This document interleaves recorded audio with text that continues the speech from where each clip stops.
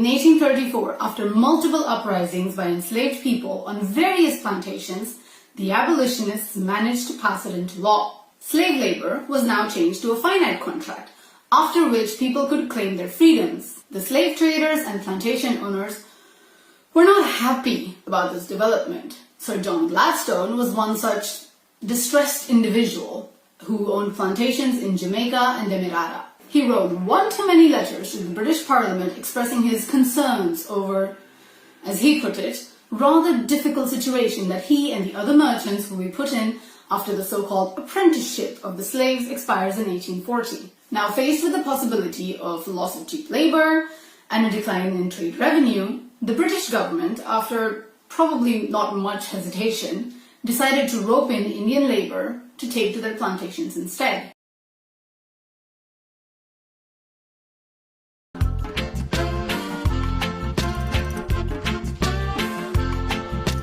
They call me Miss Pat. I'm a true Jamaican born. I did music all my life from I was 18, and it's over 60 years now, and I continue to do the same. Reggae music, culture from Jamaica.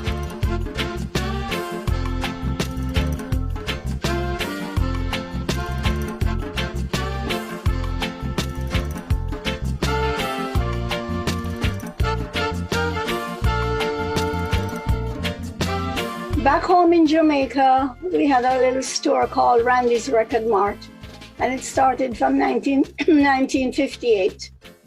And we were then selling jukebox records, the reject from jukebox records. So when we put up our studio, Randy's Studio 17, we have young Bob Marley coming through, young Chris Blackwell, they were like 16, 17.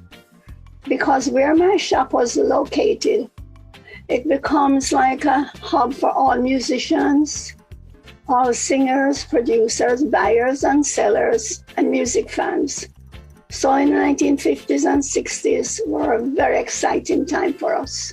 We just created a new culture called reggae music, and that's where it all started. Jamaica was such a poor country, and we developed songs that really tells the story about our struggle. We didn't use guns, but we used words in the songs to really show emotions. So the songs are like a newspaper. It tells you what's going on in the country, the poverty, the struggle, and what's going on politically.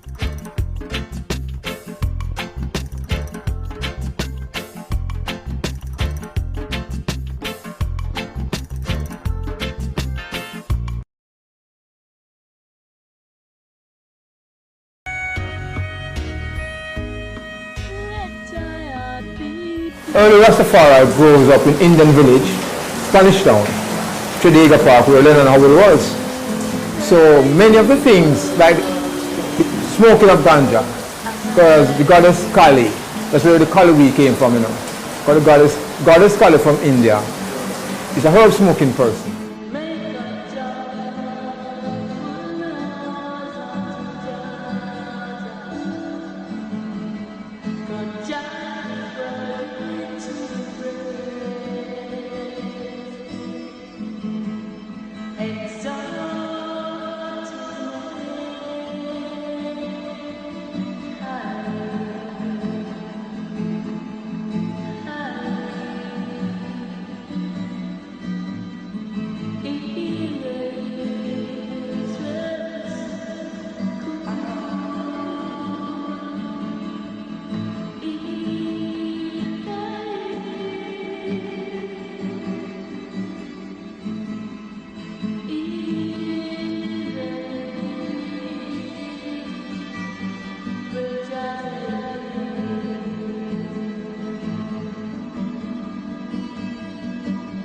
The Howell name, Gangungur Maharaj, is an Indian name, and many of the traditions are Indian traditions that was adopted, brought over into Rastafari. Early Rastafari days, they have been modified to now.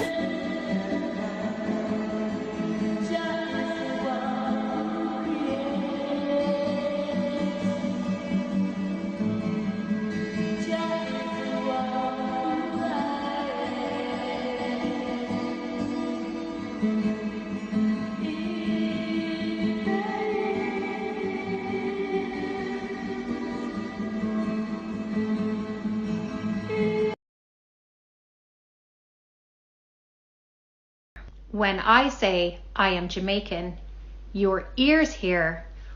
Oh my God, I have to tell you a story. So, I went to high school in Jamaica, and this is in the 80s, okay? I'm over 50 now. So, one of our classmates migrated to the US, and she went to New York. But she had to finish high school up here, all right? So she started the new high school and looked like some set of girl no like her and decided to come text it upon her. Jesus Christ. So she called me and this the story she had tell me now, you know. She say, on Friday evening now, she hear through the grapevine say them want to come approach her outside at the school. So she said now she take all her 10 ring them and put on her finger them.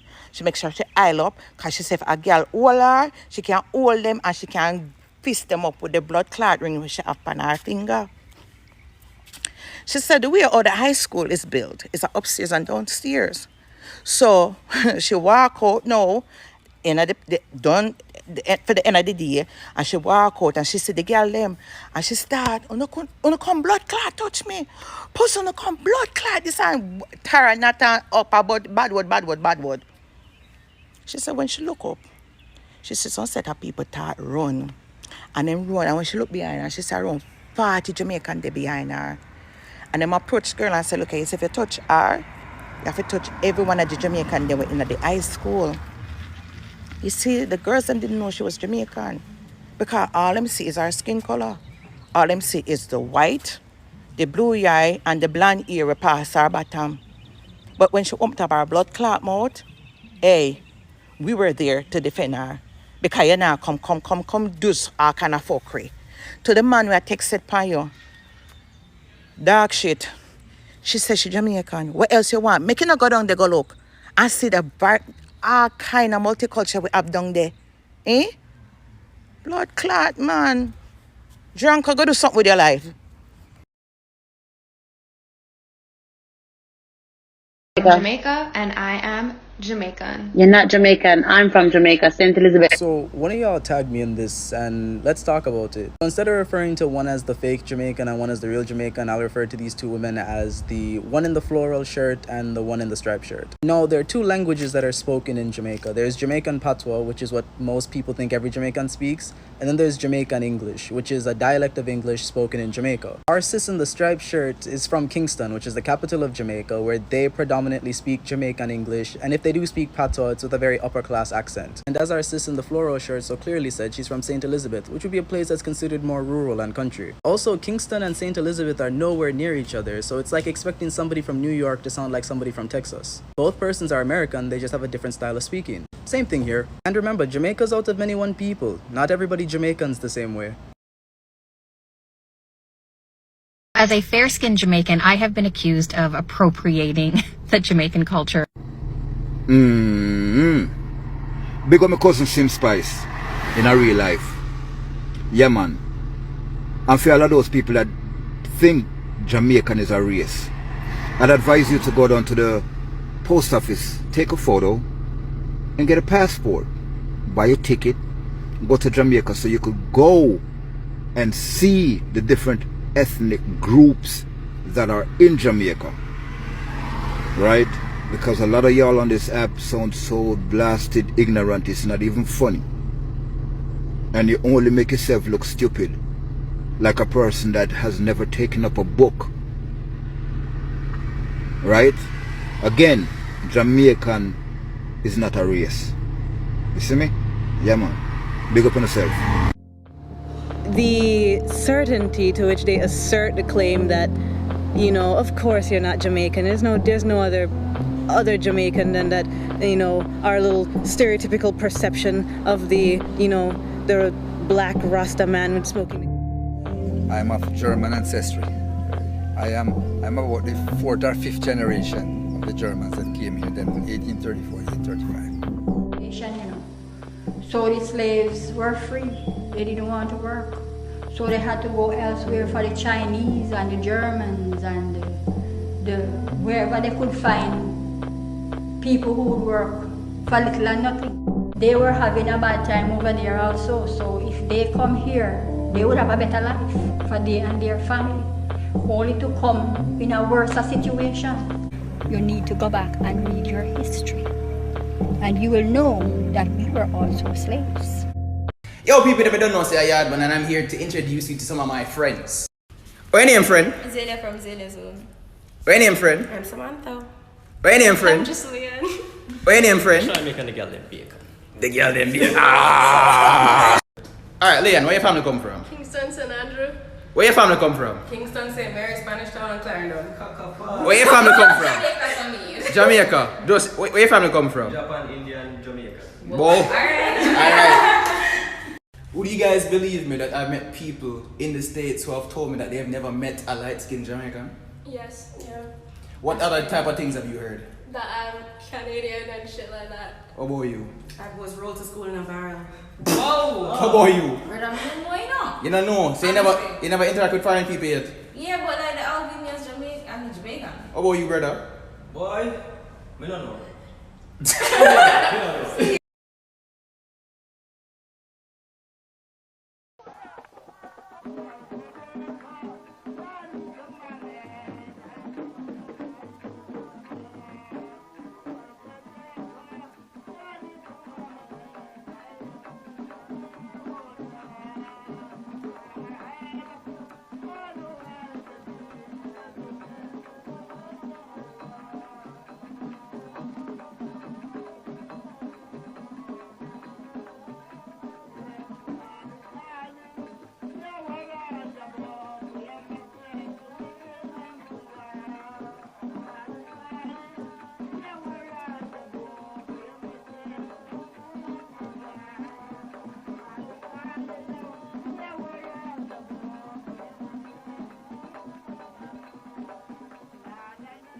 East Indians of two distinct religions, the Muslim and the Hindu, live side by side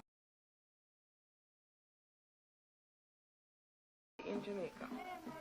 Although they have much in common, religious differences have divided them into two separate nations in their country of origin, Pakistan and India.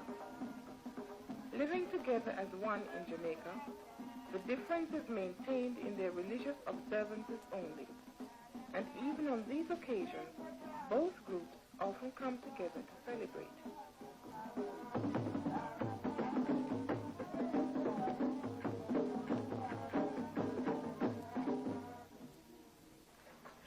And to my Muslim brothers and sisters, Assalamu alaikum.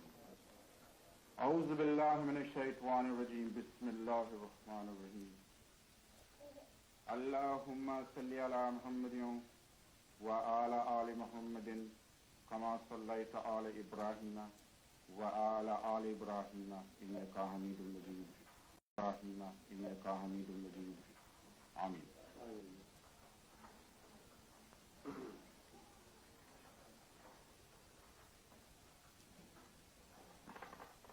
The ceremony is steeped in ancient tradition.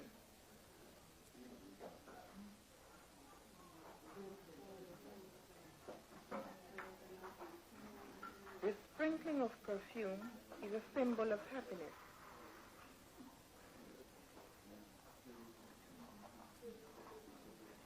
Brothers and sisters, before I start this ceremony, I would like to emphasize on two things. Enlighten you all why we are here this afternoon.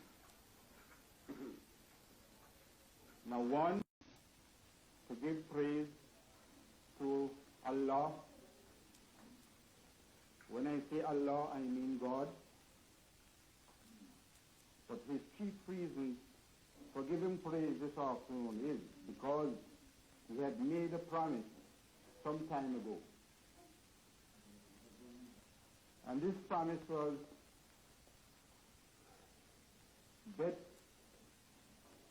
that he owed, and if it is paid off at such a time, then he will be inviting his Muslim brothers and sisters, his good friends and relatives to praise Allah.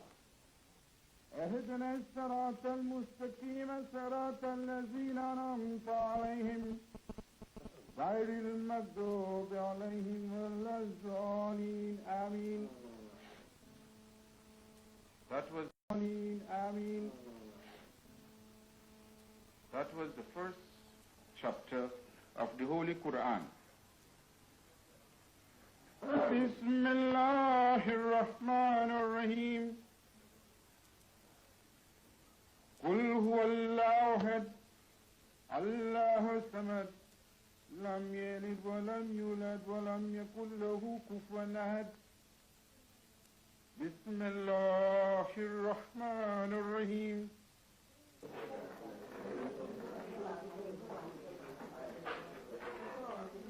The sweet korma is made from flour and sugar fried in oil, a symbol of love and friendship, as relatives and friends eat together in fellowship.